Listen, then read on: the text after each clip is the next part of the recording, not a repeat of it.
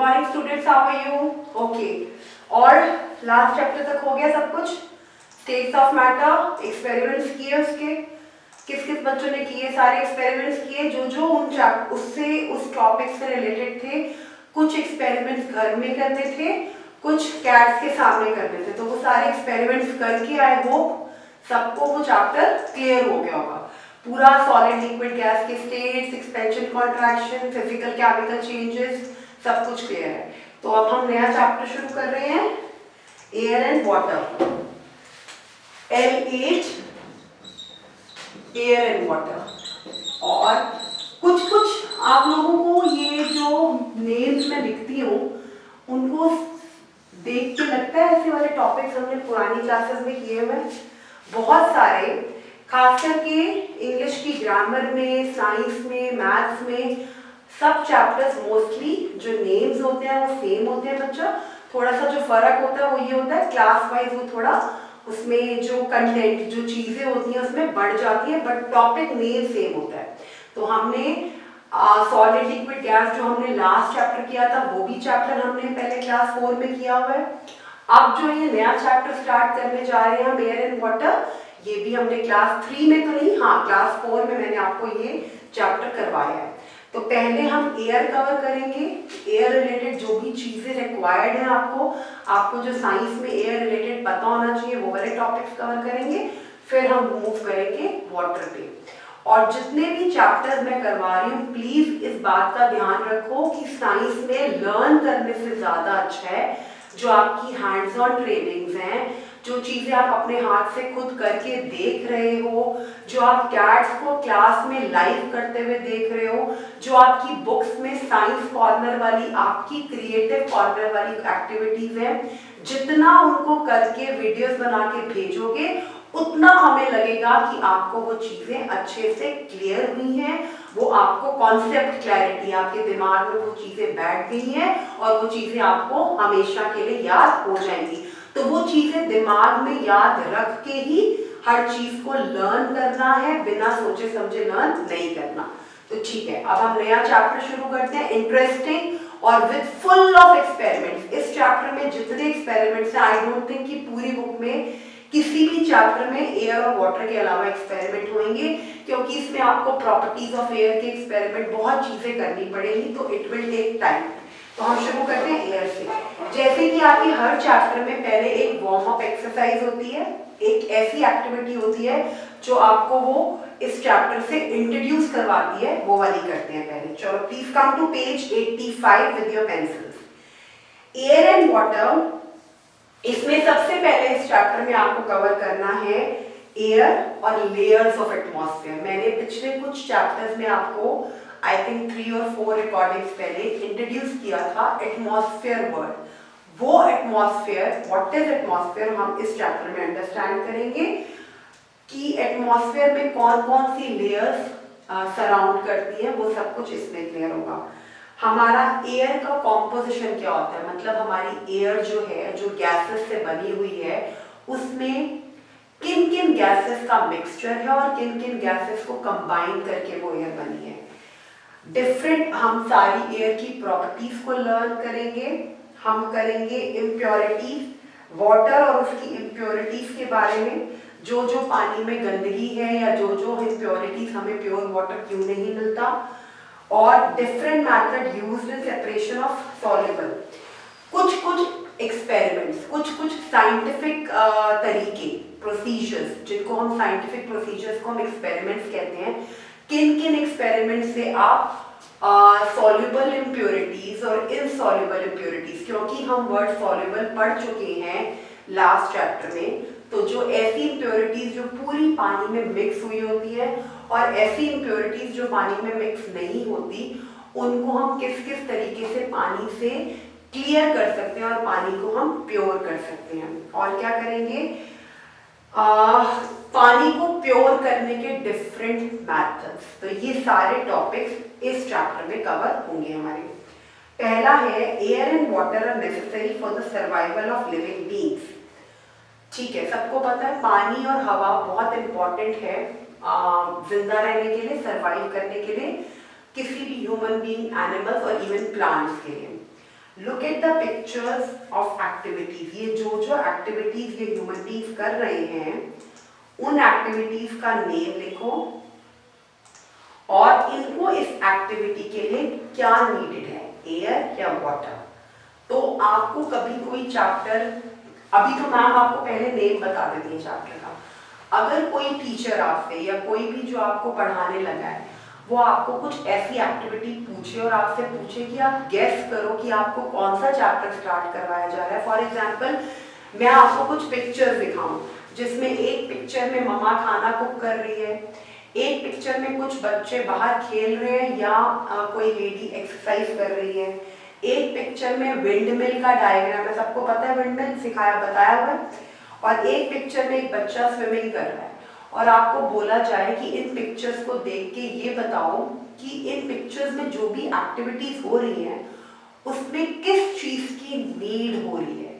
तो आप कहोगे कि अगर हम विंडमिल चल रहा है तो it means air is needed, अगर वाटर में स्विमिंग हो रही है तो it means water is needed, और अगर बच्चे एक्सरसाइज कर रहे हैं खुली हवा में दिखा रहे हैं कि वो पेड़ के नीचे कोई इंसान एक्सरसाइज कर रहा है या कोई स्किपिंग कर रहा है या कुछ मॉर्निंग एक्सरसाइज कर रहा है, मतलब हमें फ्रेश एयर चाहिए। अगर मम्मा फूड बना रही है तो मम्मा को फूड बनाने के लिए क्या चाहिए, वाटर चाहिए। तो आपको किन किन इन एक्टिविटीज को करने के लिए कौन सी दो ऐसी असेंशियल चीजें हैं जो आपको अपनी लाइफ में चाहिए, तो आप कहोगे yes ma'am we need air and water. तो then we can start with the chapter air. Air is present everywhere around us. We cannot see it, but we can feel its presence. Air हमारे आसपास सब जगह होती है, हम उसको देख नहीं सकते बट हम फील कर सकते हैं। एयर ऐसी चीज है, हवा ऐसी चीज है जिसको आप यू कैन फील, आप उसको फील कर सकते हो but you can not touch it, ठीक है। ना देख सकते हो ना टच कर सकते हो, only and only you can feel it when it blows and moves things. For example when air blows, moves, leaves of trees rustle, clothes hanging on the clothesline sway, and other loose things get blown away to some other places. All living beings need air to breathe. Let's learn more about air in this chapter. तो उन्होंने सिर्फ air का introduction दिया कि air हवा क्या है। Air ऐसी चीज है जिसको आप सेंस कर सकते हो, जिसको आप फील कर सकते हो, जिसको आप ब्रीथ कर सकते हो, but you can not see it, you can not touch it, ठीक है।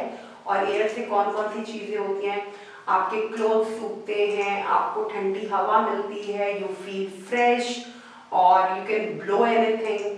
तो ये सब चीजें एयर है। तो हम एयर के बारे में आगे पढ़ते हैं। Air and atmosphere.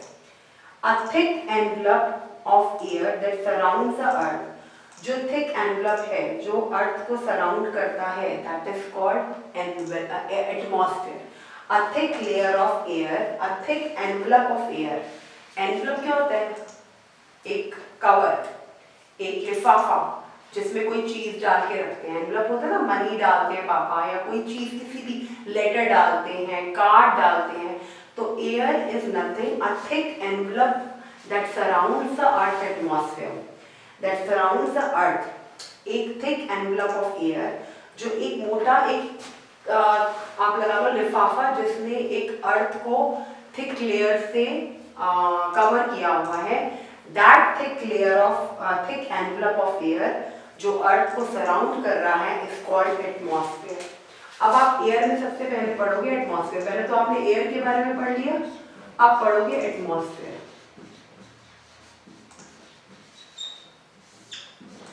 Okay, air हो गया, what is air and what is atmosphere? A thick envelope of air that surrounds the earth. एक ऐसा thick envelope air का जो अर्थ के आसपास है, that is called atmosphere. That is called atmosphere. वो thick envelope air का जो अर्थ को कवर कर रहा है, that is called atmosphere. Underline करो इसकी definition. A thick envelope of air that surrounds the earth. एक लिफाफा, हवा का एक ऐसा एनवलप जो अर्थ के आसपास है, उसको कहते हैं atmosphere. It helps around the earth due to earth gravitational force. हमने ग्रेविटी और ग्रेविटेशनल फोर्स और एनर्जी में आगे पढ़ेंगे, बट एक चीज होती है जो हमने क्लास 4 में मैंने आपको एक फोर्स, टाइप ऑफ फोर्स करवाया था, जिसको बोलते हैं ग्रेविटेशनल फोर्स। ग्रेविटेशनल फोर्स का क्या होता है कि वो हर एक चीज को अर्थ की तरफ अट्रैक्ट करता है। कोई भी चीज आपने फेंकी, वो ऊपर हवा में तो नहीं टंगी रह जाती, वो नीचे गिरती है। वो क्यों होती है? अर्थ की तरफ हर चीज क्यों अट्रैक्ट होती है? क्योंकि फोर्स होता है अर्थ का, ग्रेविटी होती है, वो अर्थ का ग्रेविटेशनल फोर्स हर एक चीज अपनी तरफ खींचता है, पुल करता है।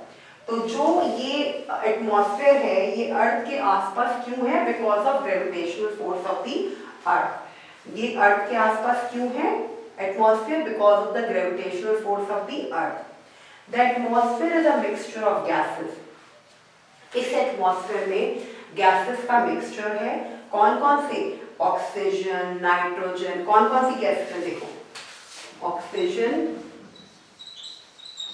नाइट्रोजन, कार्बन डाइऑक्साइड, हाइड्रोजन और अदर गैसेस। और भी बहुत गैसेस हैं, वो हम आगे कॉम्पोजिशन ऑफ एयर में पढ़ेंगे। The atmosphere is a mixture of gases. क्या है? The atmosphere is a mixture. इस एटमॉस्फेयर में बहुत सारी गैसेस हैं। कौन कौन सी गैसेस हैं? Oxygen, nitrogen, carbon dioxide, hydrogen and other gases. It makes life possible on the earth. ठीक है? The atmosphere is important for our survival. हमारे लिए एटमॉस्फेयर क्यों इतना important है? Why atmosphere is very important for us? Reason. देखो, air के बारे में हमें पता चल गया कि व्हाट इज एयर। हवा है normal, it is present everywhere. Atmosphere क्या है? The thick envelope of air around us, the thick envelope of air that surrounds the earth is called atmosphere. And in atmosphere there are mixture of gases. Atmosphere is a mixture of gases. और कौन कौन सी gases है atmosphere में? Oxygen, nitrogen, carbon dioxide, oxygen, hydrogen and other very बहुत सारी gases हैं जिनके आपको नेम्स भी नहीं पता। So atmosphere is a mixture of gases. और लाइफ पॉसिबल क्यों है एटमॉस्फेयर में? Because of the following reasons. वो क्या क्या रीजंस हैं? Oxygen present in the atmosphere help us and animals to breathe and survive. ठीक है, सबको पता है we survive only we inhale oxygen and this oxygen is present in the atmosphere. तो चाहे हम हो, चाहे एनिमल्स हो, चाहे प्लांट्स हो, everyone needs like oxygen. Plants तो need carbon dioxide, but we human beings and animals need oxygen to breathe, and this oxygen is present in air, and this air is an envelope which is present in atmosphere. Carbon dioxide present in the air is utilized by plants to carry out photosynthesis. जो भी carbon dioxide air में है, ठीक है, वो plants utilise करते हैं। देखो, ऑक्सीजन एक गैस है जो प्लांट्स और ह्यूमन बींग्स यूज करते हैं। Oxygen, carbon dioxide is a gas which is present in atmosphere which is used by plants in the process of photosynthesis. पढ़ा हुआ है हमने पूरे प्लांट्स के चैप्टर में, in the process of photosynthesis. Atmosphere protect अस। अच्छा, अब आप आगे लेयर्स ऑफ एटमॉस्फेयर में बच्चा पढ़ोगे कि how atmosphere protect us from harmful UV rays. जो हार्मफुल अल्ट्रावायलेट रेज होती हैं उनसे हमें एटमॉस्फेयर कैसे प्रोटेक्ट करता है। And radiation of the sun by absorbing them. Atmosphere maintains right temperature on the earth, thus preventing the days from becoming too hot and nights from becoming too cool. हमें atmosphere अर्थ पर एक right temperature देता है ताकि हमें बहुत ज़्यादा hot temperature ना मिले और बहुत ज़्यादा, तो हमारा बहुत स्टेबल एटमॉस्फेयर हमें टेम्परेचर देता है। Atmosphere also prevents meteors from hitting the earth surface. Meteors जो होते हैं वो स्पेस से आते हैं और वो they are very they come in very speed, और layers of atmosphere protect us from those meteoroids coming from the space. तो ये सारी importance है। अगर आपको कोई कहे why we need atmosphere, what is the importance of atmosphere and what is the importance of gases which are present in atmosphere, तो आप इसका आंसर इस वे में दे सकते हैं. What are the different type of gases present in atmosphere and how these gases work and how these gases are helpful for survival of human beings, plants and animals on the earth. They have different functions. वो आप इस पूरे जो paragraph है page 86 का, इसको read करके समझ के इसका आंसर दे सकते हो. Now we will come to next topic, layers of atmosphere.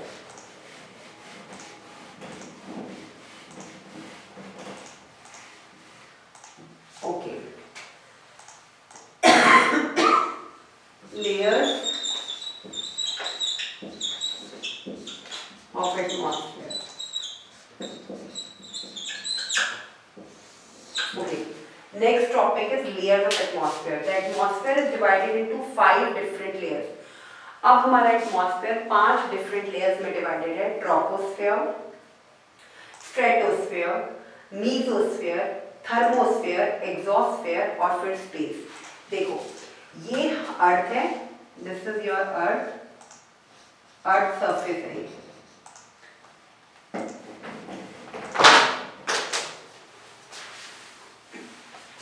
This is your earth surface. अब आप लेयर्स ध्यान से समझना. अर्थ सरफेस सबसे पहले है, the first and foremost layer is troposphere, फिर है stratosphere,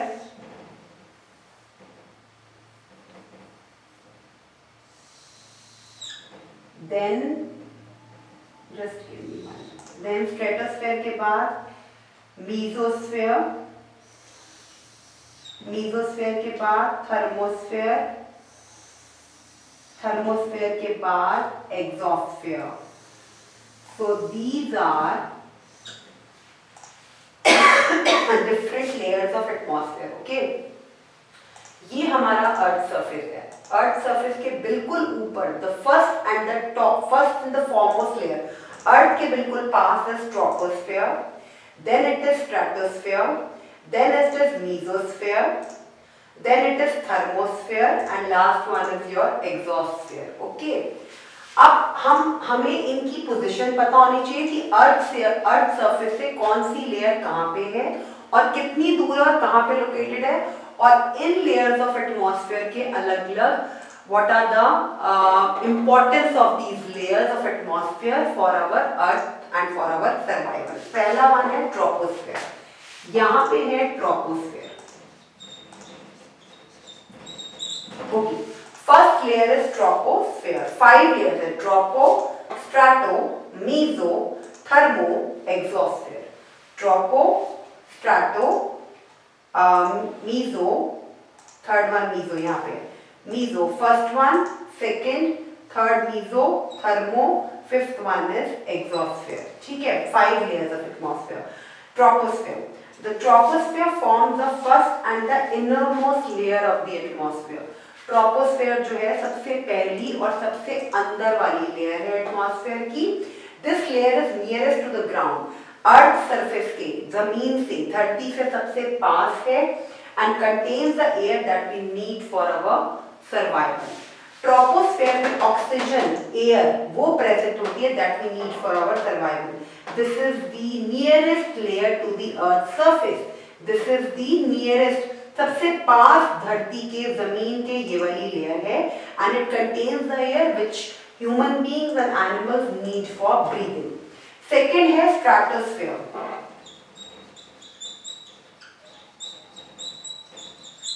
second one is stratosphere. It is the second layer of the atmosphere. Aircraft, जितने भी एयरक्राफ्ट हैं, fly in this layer. Aircraft जो हैं, airplane, aeroplanes, rockets, all fly in this layer. Aircraft fly in this layer to avoid changes in the weather condition. इस layer में aircraft fly होते हैं just to avoid the weather conditions, कोई problem नहीं हो. The layer, ये layer इसलिए important है क्योंकि ये ओजोन गैस जो अल्ट्रा वायलेट, इसमें एक ऐसी ओजोन गैस होती है जो सन से जो हार्मफुल अल्ट्रावायलेट रेडिएशन आ रहे होते हैं अर्थ को, वो ओजोन गैस इस वाली लेयर में एब्जॉर्ब कर लेती है। तो पहला तो इस लेयर में एयरक्राफ्ट फ्लाई होते हैं। दूसरा, stratosphere is very important because इस लेयर में एक गैस प्रेजेंट होती है जिसको बोलते हैं ओजोन गैस। और उस ओजोन गैस का फंक्शन क्या होता है? वो ozone gas UV rays absorb करती है coming from directly from the sun, और वो यूवी अल्ट्रावायलेट रेज बहुत हार्मफुल रेडिएशन होती है, not good for human being. तो वो ओजोन गैस उन रेज को एब्जॉर्ब कर लेती है। थर्ड है क्योंकि ये जो अल्ट्रावायलेट रेज हैं they can cause skin cancer. Third is mesosphere. Third layer है मीसोस्फीयर। मीसोस्फीयर थर्ड लेयर है एटमॉस्फेयर की। ये small rocks called meteoroids, last chapter में आपको मैं बता रही थी, मैं मेटेरियोइड्स आपको बताऊंगी। जो छोटे छोटे रॉक्स जिनको हम मेटेरियोइड्स कहते हैं, जो स्पेस से आ रहे होते हैं और दे moving in space from reaching the earth surface by burning them. इसी लेयर में वो मेटेरियोइड्स जल जाते हैं बिकॉज इस लेयर में जो स्मॉल रॉक स्पेस से अर्थ की तरफ आ रहे होते हैं वो इसमें डिस्ट्रॉय हो जाते हैं और वो धरती तक नहीं पहुंचते, मेटेरियोइड्स। फोर्थ है thermosphere. Fourth layer is thermosphere. Thermosphere forms the fourth layer of atmosphere. Space shuttles orbits around the earth in the, this is the fourth layer of atmosphere. तो स्पेस में जितनी भी शटल्स जैसे सैटेलाइट्स वगैरह, जैसे अभी Chandrayaan 2 launch हुआ है, ऐसे जो भी स्पेस शटल्स होती हैं वो इसी लेयर में ऑर्बिट करती हैं, इसी लेयर के पाथ में रहती हैं। The temperature of this layer is approximately 200 degree Celsius. तो जितनी भी स्पेस की शटल्स हैं, मतलब स्पेस रिलेटेड जितने भी जो शटल्स वहाँ पे मूव होती हैं, जो वहाँ पे सैटेलाइट्स लॉन्च करने के लिए जो साइंटिस्ट और जो एस्ट्रोनॉट्स जाते हैं, they move in this layer. Last one is exosphere. Exosphere जो है वो फिफ्थ लेयर है। एग्जॉस्फेयर कौन सी लेयर है? फिफ्थ लेयर है। Fifth and outermost layer, सबसे बाहर की और outermost layer is the fifth layer, exosphere. This is the layer where least amount of air is present. क्योंकि ये अर्थ से बहुत ऊपर है, यहाँ पे बहुत कम एयर होती है। आर्टिफिशियल सैटेलाइट्स ऑर्बिट, जितनी भी आर्टिफिशियल सैटेलाइट्स हैं वो इस लेयर में ऑर्बिट होती हैं, and it separates the atmosphere from the outer space. Outer space से इस एटमॉस्फेयर को ये this it separates the atmosphere, मतलब एटमॉस्फेयर को ये आउटर स्पेस से सेपरेट करती है। तो हमने अभी तक रेड किया 5 layers of atmosphere. Second class में हम कॉम्पोजिशन ऑफ एयर स्टार्ट करेंगे, बट उससे पहले इसमें आप पेज नंबर 97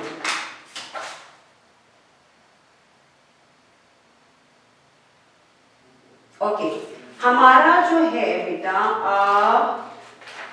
इसकी जो एक्टिविटीज करनी है, पहले हम लेयर ऑफ एटमॉस्फेयर को डिस्कस करते हैं और फिर मैं इसकी एक्टिविटीज आपको एक्सप्लेन करूंगी। फिर से सारी लेयर्स डिस्कस करते हैं एक बार, ताकि आपको पक्के से लर्न हो जाए। हमारे पास 5 लेयर्स ऑफ एटमॉस्फेयर है। कौन कौन सी 5 लेयर्स हैं? Troposphere, stratosphere, troposphere, stratosphere, mesosphere, exosphere, thermosphere. Troposphere, stratosphere, mesosphere, thermosphere, exosphere, 5 layers of atmosphere. Troposphere is the very innermost layer of atmosphere, जो अर्थ के बिल्कुल पास है, सबसे पास वाली एटमॉस्फेयर की layer is called troposphere, is called troposphere. Form the first, और इसमें सबसे ज्यादा एयर होती है which is helpful in the survival of human beings. Stratosphere जो है वो सेकेंड लेयर है। स्ट्रेटोस्फेयर क्या है? सेकेंड लेयर ऑफ एटमॉस्फेयर है। इसमें एयरक्राफ्ट फ्लाई करते हैं और ये इस लेयर में, स्ट्रेटोस्फेयर में एक ओजोन गैस होती है, और वो ओजोन गैस यूवी रेज से, जो हार्मफुल अल्ट्रावायलेट रेज सन से आ रही होती हैं, वो इस लेयर में एब्जॉर्ब हो जाती हैं, क्योंकि उनको ओजोन गैस ऑब्जॉर्ब कर लेता है और वो यूवी रेज हमारे लिए हार्मफुल होती है, तो वो अर्थ तक नहीं पहुंचती। वो कहाँ पे एब्जॉर्ब हो जाती है? सेकेंड लेयर ऑफ एटमॉस्फेयर में, दैट इज कॉल्ड स्ट्रेटोस्फेयर। फिर थर्ड है हमारा मीजोस्फेयर। क्या है हमारा थर्ड? मीजोस्फेयर। मीजोस्फेयर में क्या करते हैं? Mesosphere forms the third layer of atmosphere and it prevents small rocks called meteoroids. जितने भी छोटे छोटे रॉक्स जिनको हम मेट्रियोइड्स कहते हैं वो धरती तक ना पहुंचे, इस लेयर, वो लेयर, ये जो मीजोस्फेयर है वो मेट्रियोइड्स को रोकती है अर्थ तक आने में। फिर है थर्मोस्फेयर। थर्मोस्फेयर जो है वो फोर्थ लेयर है एटमॉस्फेयर की। इसमें क्या होता है? स्पेस शटल्स, जितनी भी स्पेस की शटल्स हैं, वैन्स हैं, वो इस लेयर में रुकती हैं आके। एग्जॉस्फेयर जो है वो फिफ्थ लेयर है और आउटर मोस्ट लेयर है। इसमें एयर बहुत कम होती है क्योंकि ये बहुत ऊपर होती है अर्थ से, क्योंकि ये आउटर मोस्ट लेयर है अर्थ एटमॉस्फेयर की। और आर्टिफिशियल सैटेलाइट जितनी भी हैं वो इस लेयर में ऑर्बिट करती हैं। ठीक है, तो हमने 5 लेयर्स ऑफ एटमॉस्फेयर किया है और इससे रिलेटेड क्वेश्चंस हम करेंगे इस क्लास को खत्म करने से पहले। Come to page number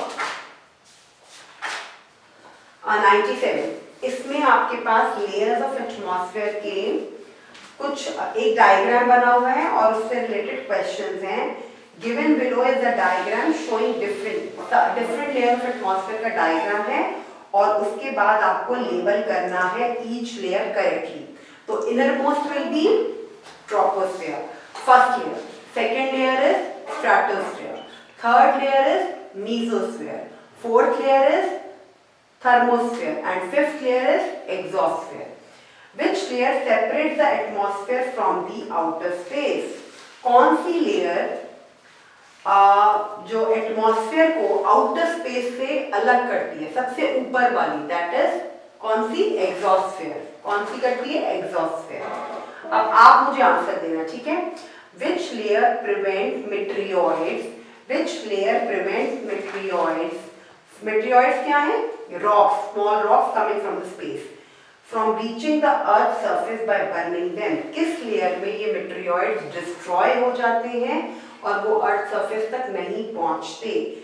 M for meteoroids, M for that layer, ये निशानी रख लो। तो कौन सी लेयर में होता है बताओ? Very good, mesosphere. Which gas absorbs harmful ultraviolet radiation of the sun? कौन सी गैस हार्मफुल अल्ट्रावायलेट रेडिएशन सन की ऑब्जर्व करता है? Ozone gas. और ये ओजोन गैस कौन से वाले लेयर में होती है? Stratosphere. Which layer of atmosphere contain ozone gas? बता दिया stratosphere. Name the layer of atmosphere that contains air we need for breathing. कौन सी लेयर में एयर होती है which we need for breathing? सबसे इनर मोस्ट लेयर जिसको बोलते हैं troposphere. Name the layer of atmosphere in which space shuttles are orbit around the earth. किस लेयर में स्पेस की शटल्स ऑर्बिट करती हैं, लाइक वहां पे रुकती हैं आपकी? एग्जॉस्फेयर, थर्मोस्फेयर में स्पेस शटल्स ऑर्बिट। ठीक है, तो ये आपने अब डायग्राम बनाना है लेयर। अच्छा, इसके बाद एक माइंड मैप भी दिया हुआ है।